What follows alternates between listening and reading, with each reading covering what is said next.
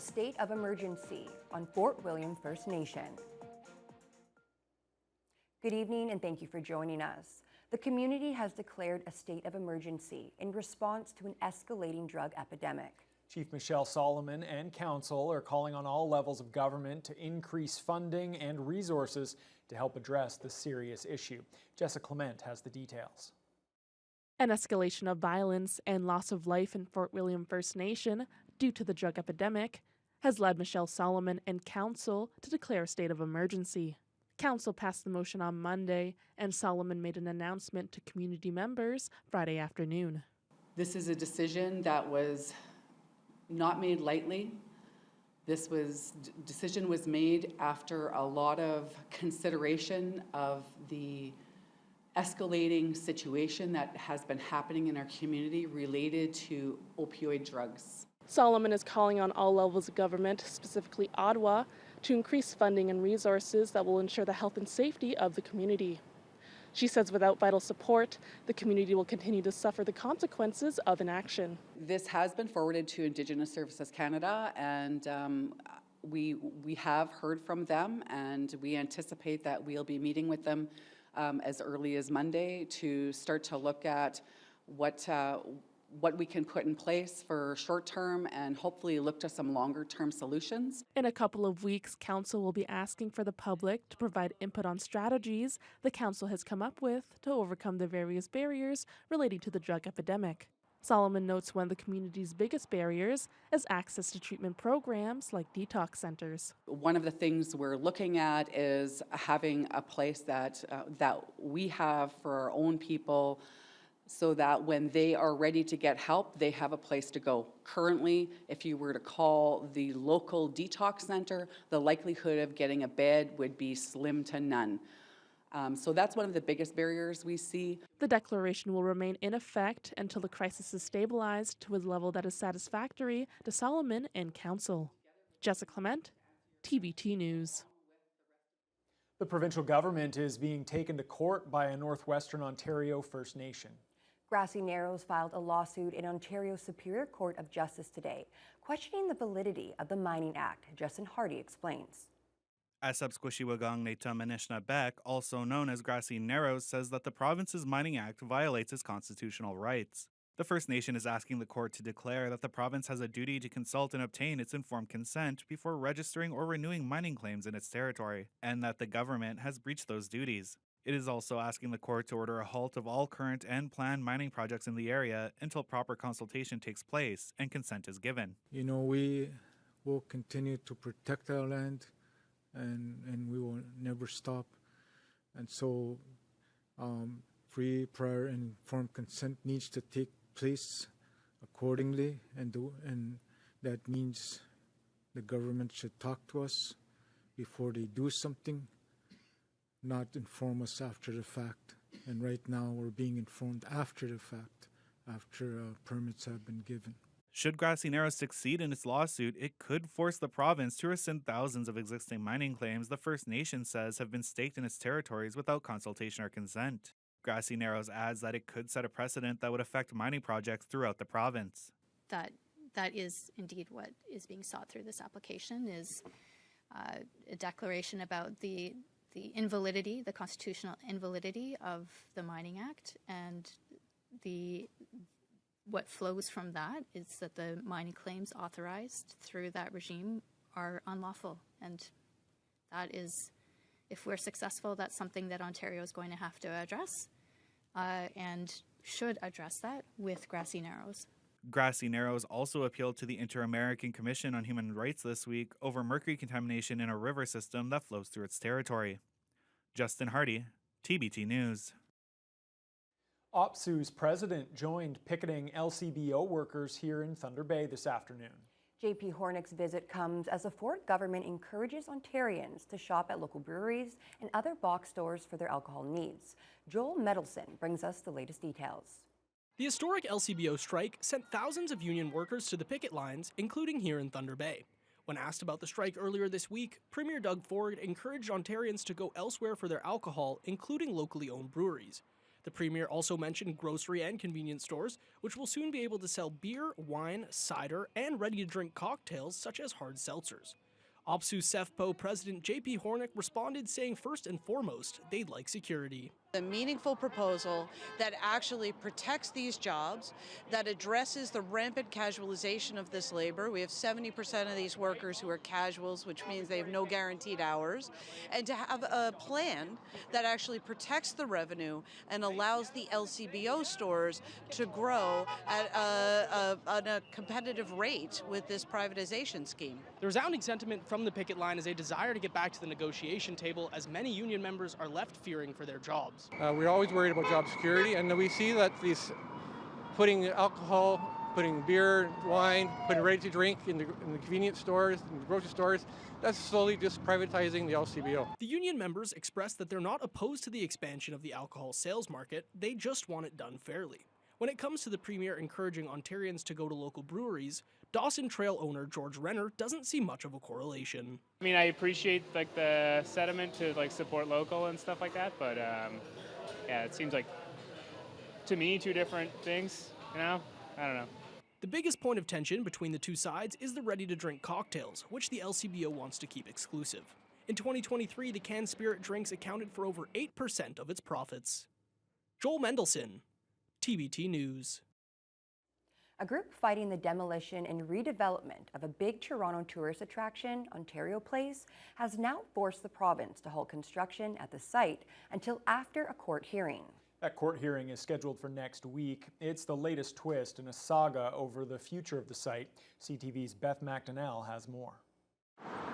Scaffolding is up around the pavilions and construction appears well underway at Ontario Place, but now there's a legal challenge putting the work on hold. Judges are given certain powers, and unfortunately, there's a strong view that a lot of those powers have been eroded or taken away by some of the legislation to bring in this water park, and that's simply not constitutional in many people's minds. The group fighting the Ford government is called Ontario Place Protectors. They also say the land Ontario Place is on doesn't belong to the government, it belongs to the people. And that creates essentially a trust. And unfortunately, many people believe that trust has been breached by some of the steps that have been taken. The Ford government has a plan to redevelop the site, which has been underutilized for years, bringing a large spa and the Ontario Science Centre to the site, along with public space for everyone. Fundamentally, I think what lots of people have been calling for a long time is for the government to just comply with the current rules. Those rules have been developed over several decades about how we treat our environment, about how we treat our cultural and heritage resources, our crown jewels. And unfortunately, the government has said we're not going to use those rules. As the court weighs its decision, construction has been halted until July 19th. Beth McDonnell, CTV News. Environment Canada has issued Thunder Bay's first heat warning of the summer and is offering some recommendations to keep people safe. The hot air mass is making its way from the west and could push humidex values into the mid-30s throughout the weekend. There won't be much relief overnight either, with lows well above the average for this time of year. Senior climatologist David Phillips talks about some ways to beat the heat and stay safe the next few days. Well hydrated, of course, avoiding the sun. It's interesting that, these temperatures I talk about are shade temperatures. So you go out in the streets of Thunder Bay or Kenora, and my gosh, you can add another 7 or 8 degrees if you're in the direct rays of the sun. And the other thing, too, I always think that's a good measure is to look in on other people who may be just more disadvantaged than we are. Maybe they don't have air conditioning or proper fans, and they're maybe older. And Fiona Gardner will have more on that heat warning shortly. Lakehead University's Ascend Accelerator program saw its latest cohort graduate today, giving a leg up to 3 local student-run businesses. It's the 5th iteration of the Ascend program and the 2nd this year. Lee Noonan has more. The Ascend Accelerator is an intensive program aimed at helping Lakehead University students get their business ideas off the ground. The student-led companies get $5,000 in funding and mentorship from Ingenuity, the school's business incubator. They come, out of school and then they work with me for 10 weeks. It's a lot of commitment, it's a lot of time, and it's a lot of time not only here in person, but it's a lot of time and back work on their own, and they have just excelled at it. Their passion and their drive it's unwavering. Thanks to new funding from the John Dobson Foundation, the program is now running 3 times a year this year and next year, and it's been opened up to students at Lakehead's Aurelia campus. The current cohort includes 1 Aurelia-based business and 3 based here in Thunder Bay, including a team of 5 students who took a class project and spun it into the first game for their indie game development studio, Project Aether. We're all like software development, so like the technical side we maybe get more, but like the training and knowledge that we've been able to get from Ingenuity has been like super helpful as far as like talking like accounting and taxes and all these type of things that you start to have to deal with as a business. Said Elmi was looking for a creative solution to the problem of lost hoodie strings, and he's now in product development for his company, Chords. Nothing is done in a vacuum, and you need people to support you and kind of like get like ideas back and forth from. I got a bunch of ideas from people that I never would have thought about by myself. And I'm kind of to realize that like nothing is really done by yourself. You have to have people to support you and kind of build you up. Yeah. Business student Vanessa Franklin says she sees a real need among small businesses and nonprofits in the city for customized HR services, and she's ready to help guide them with her company, Lighthouse Human Resources Consulting. This has been a 10-year dream, and this program has lit it on fire. So I wouldn't be launching today if it wasn't for this program, and I would recommend any student thinking of becoming an entrepreneur having just even a little bit of a goal or a dream to apply. Applications for the next round of the program are opening in September. All current and graduating Lakehead students are eligible to apply. Lee Noonan, TBT News. Residents who want to experience a 1950s themed world are in for a treat, as Cirque Italia is set to open up. The tent is located by Intercity Shopping Center, and starting tonight, it will feature a number of performances that'll be fun for the whole family. This is Cirque Italia's first time in Thunder Bay, and visitors will be treated to 17 performers, including jugglers, bungee jumpers, clowns, and acrobats. This weekend and next weekend, there will be 3 shows each day on Saturday and Sunday. There will also be 1 evening show Monday through Friday. Alex Acero is a clown and host and says he can't wait to bring the show to the community. We have this amazing Bonero act that is the guy Antonio and Lupe from Mexico. He threw arrows, and his wife with the apple in the head, the balloon, she's holding a flower. So there's one of the best acts that we have in the show. We have Wilson from Portugal, who walks upside down in the tent. We have Lila from Sarasota, Florida. She do his trap acts. We have bungees. We have the Wheel of Death, the guy from Mexico too. So we have a lot of stuff to see. We're excited. It's the first time, so we hope people come see us so we can come every year.